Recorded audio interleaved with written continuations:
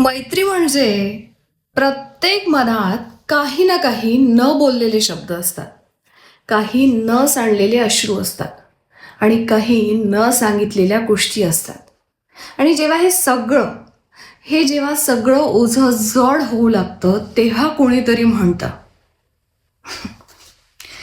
म्हणतं चल बोल ना आता. आणि तिथून सुरू होते मैत्री. मैत्री म्हणजे फक्त उपचार नाही, तर ती वेदनेला शब्द देणारा एक स्पर्श आहे. ती नात्यांच्या या सगळ्या गर्दीतलं एक शांत झाड आहे, जिथे आपण बसून स्वतःला परत ओळखतो. हो ना. मैत्री म्हणजे आरसा नाही, तर ते डोळे आहेत, जे आपल्यातलं सौंदर्य आपल्यालाच दाखवतं. आणि म्हणूनच आपल्या मनाचं ओझं कमी करण्याचं ठिकाण म्हणजे खरीखुरी मैत्री.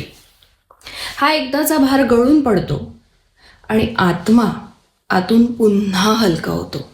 आणि म्हणून सगळ्यांना गरज असते ती एका खऱ्या आणि निस्वार्थ मैत्रीची.